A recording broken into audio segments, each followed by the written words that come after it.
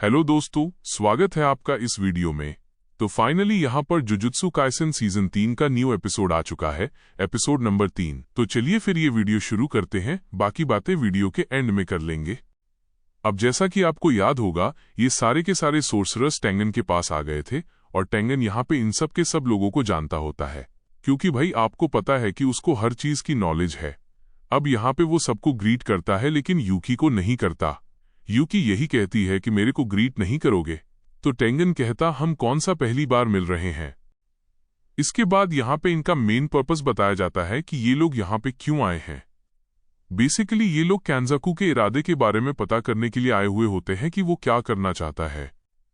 तो टेंगन कहता है कि देखो, मुझे नहीं पता है कि लोगों के दिलों में क्या चलता है। वैसे कैंजाकू पहले नोरितोशी कामो के नाम से जाना जाता था, जो कि अभी सुगुरु गेतो की बॉडी के अंदर है। अब यूजी टेंगन से पूछता है कि लेकिन आप ऐसे क्यों दिखाई देते हो। तो मेगुमी भी सोचता है भाई क्या बात कर रहा है ये। तो टेंगन बताता है कि भले ही वो कभी भी मर नहीं सकता, लेकिन उसकी एज बढ़ती है। अगर तुम 500 सालों के हो जाओगे तो तुम भी कुछ इसी तरह दिखाई दोगे। अब वो बताता है कि वो स्टार प्लाज्मा वेसल के साथ एसिमिलेट नहीं हो पाया था 12 साल पहले, इसी वजह से उसकी एजिंग काफी तेजी से बढ़ चुकी है। तो अब वो पूरी दुनिया में फैला हुआ है, मतलब वो अपने आप को ही दुनिया कहता है।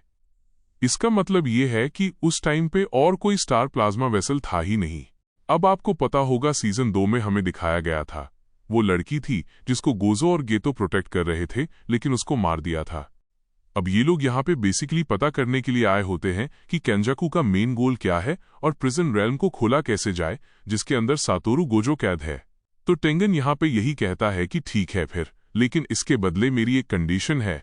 यूता ओकोत्सु, यूकी सुकुमो और कर्स वूम डेथ पेंटिंग चोजो, तुम तीनों में से 2 लोगों को मेरे साथ यहाँ पे रुकना पड़ेगा मुझे गार्ड करने के लिए।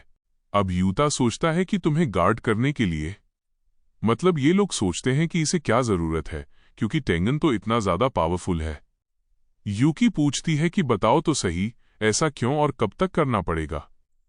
तो यहाँ पे टेंगन कैंजाकू के बारे में बात करना शुरू कर देता है। उसका मेन पर्पस ये है कि वो जापान में इंसानियत की एवोल्यूशन करना चाहता है, तो मतलब बेसिकली वो सबको सोर्सरर बनाना चाहता है। मेगुमी पूछता है कि कैंजाकू पहले आइडल ट्रांसफिगरेशन का इस्तेमाल करके आपके बैरियर की मदद से सारे के सारे इंसानों को सोर्सरर बना सकता था, तब उसने ऐसा क्यों नहीं किया।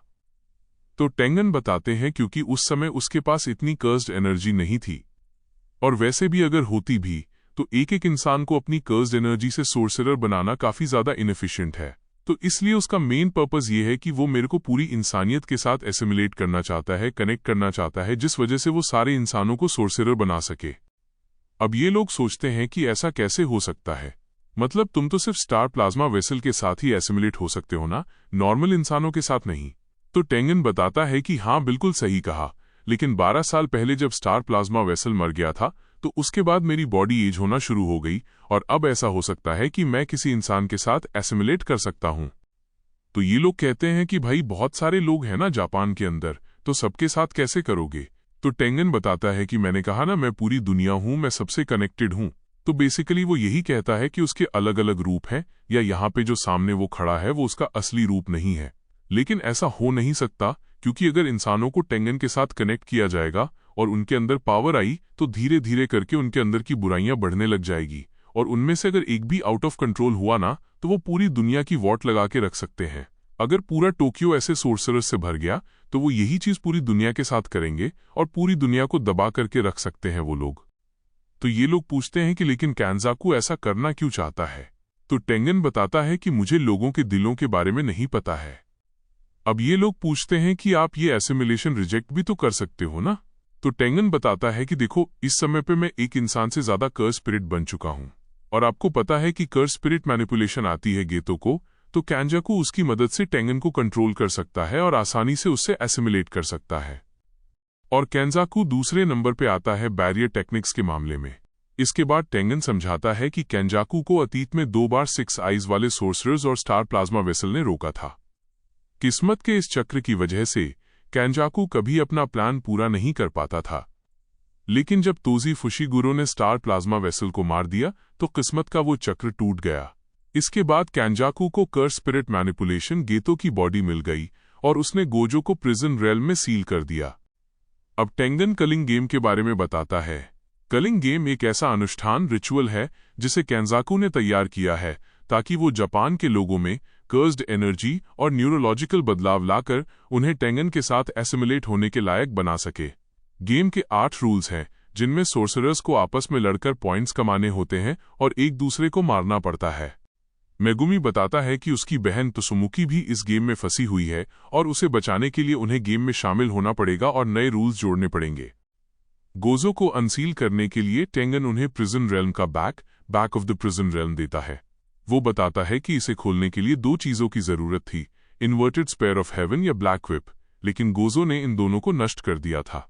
अब इसे खोलने का एक ही तरीका है, कलिंग गेम में मौजूद एक सोर्सरर जिसका नाम हाना कुरुसु एंजल है, जिसकी कर्स्ड तकनीक किसी भी कर्स्ड तकनीक या बैरियर को मिटा सकती है। आखिर में यूकी और चोजो टेंगन की सुरक्षा के लिए वहीं रुकने का फैसला करते हैं, जबकि यूता, यूजी और मेगुमी गोजो को अनसील करने, त्सुमुकी को बचाने और कलिंग गेम को रोकने के लिए निकल पड़ते हैं। तो दोस्तों, यही थी पूरी वीडियो और एपिसोड 3 का पूरा एक्सप्लेनेशन। अगर आपको ये वीडियो पसंद आई हो तो लाइक करें, चैनल को सब्सक्राइब करें और कमेंट्स में अपनी राय जरूर दें। मिलते हैं अगली वीडियो में,